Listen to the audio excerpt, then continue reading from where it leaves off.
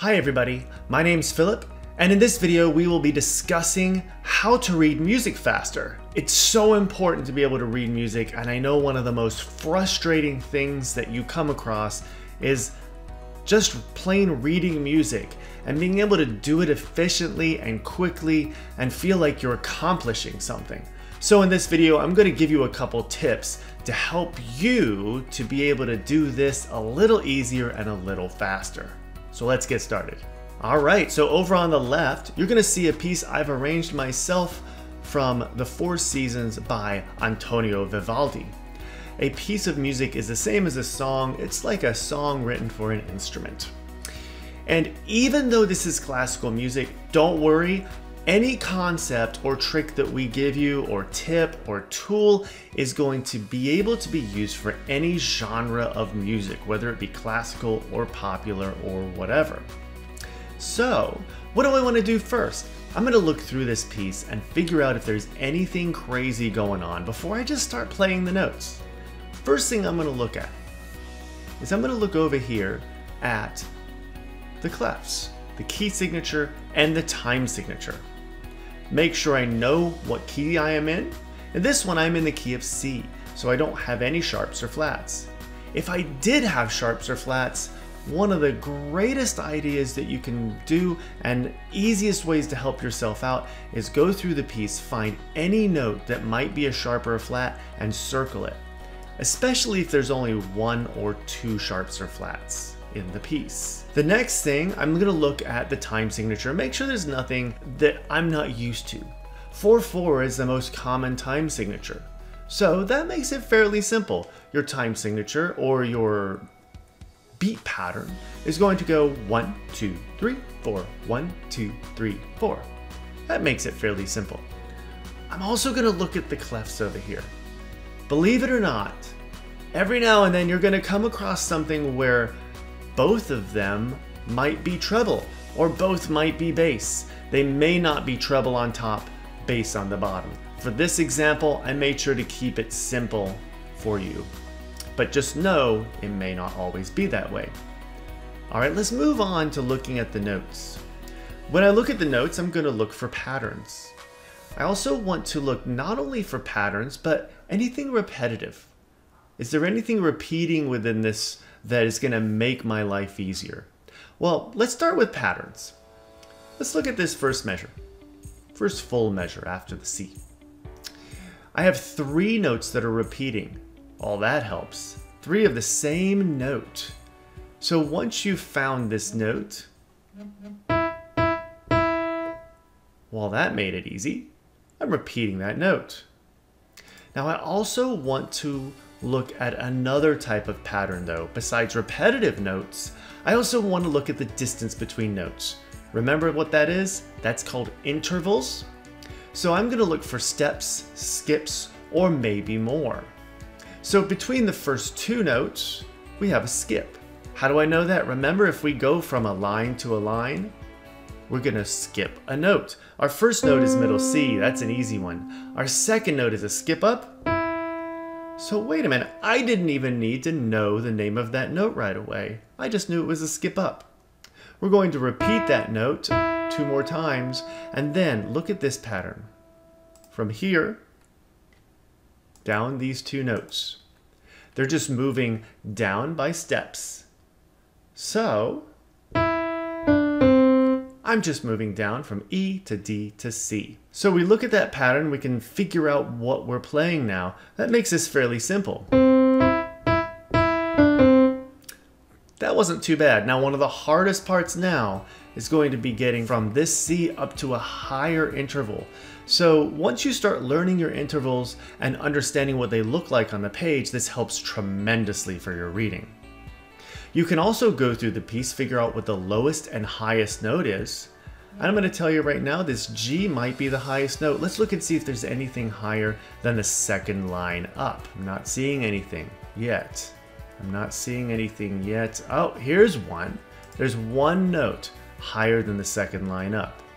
But for this first full line, there's nothing higher than the G. So let's just stick with this one for now. Now let's look for repetition. Let's look for anything that might make this easier again. Now, do you see any measures that are a repeat of this measure that I've just highlighted? Take a look at the third measure. It's the same notes. Now, take a look at this measure. Do you see anything that looks the same as this measure in this piece?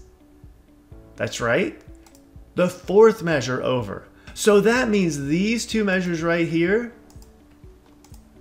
are repeated when we get over here. Well, that makes life so much easier, doesn't it? All right, let's keep going and look at the rest of this line and see if there's anything that might make these easy.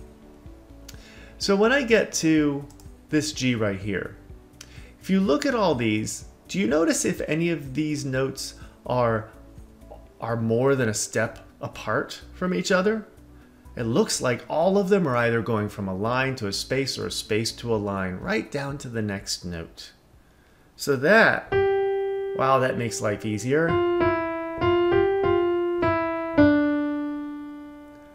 Just learning to read by intervals makes a huge difference.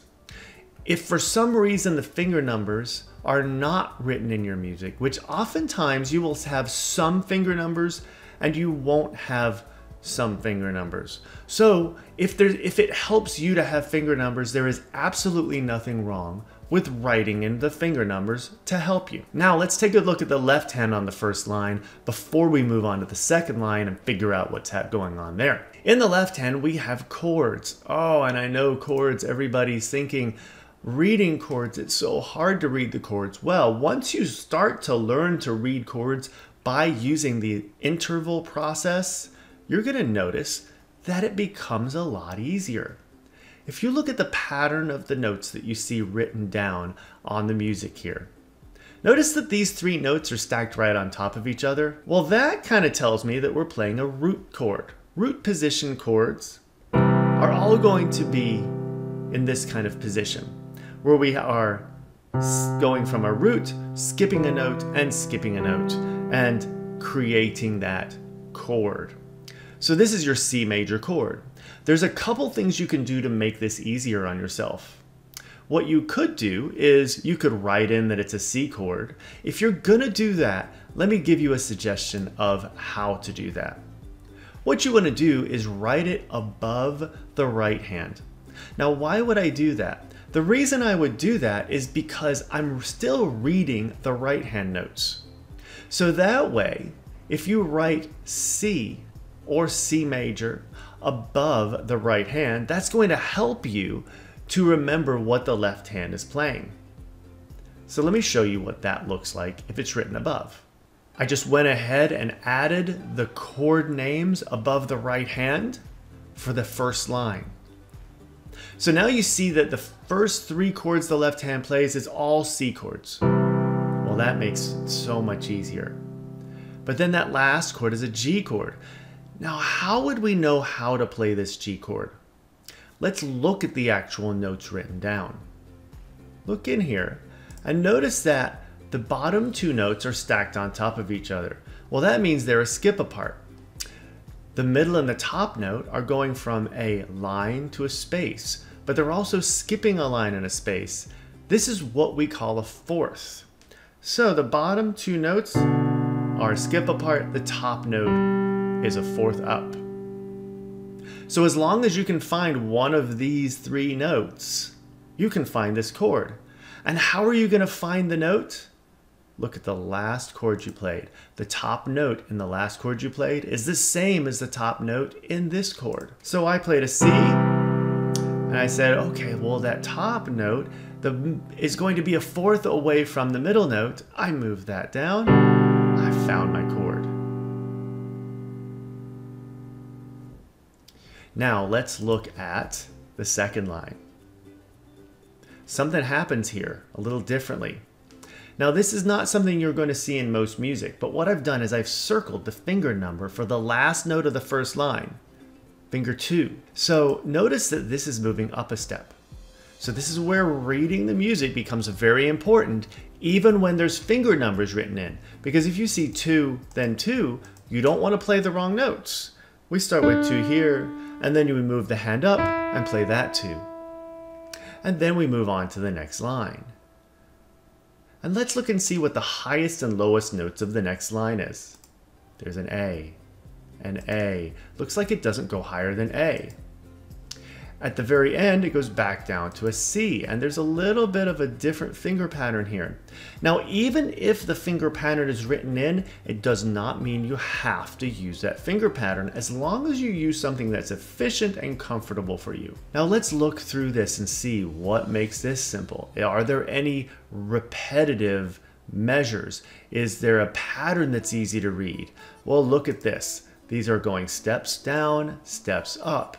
A step down, now there's a skip from here to here, a skip back up, and then, does this measure look like something we've already looked at? It does. It's this measure right here. So what I'm going to do is I'm going to play this for you so that you can hear what it's supposed to sound like.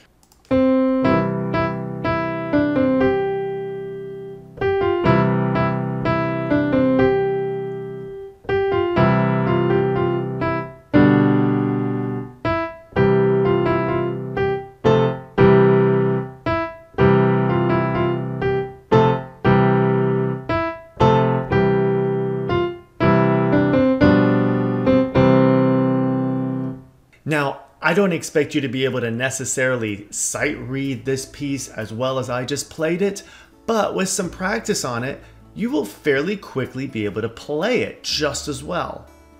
If you keep using these tips that I've given you today and any other tips that you pick up, you'll be able to sight read music and learn music so much faster. That's all I have for you today. To learn more about reading music and tips for reading music quickly, be sure to hop in on a live class, and we'll see you next time.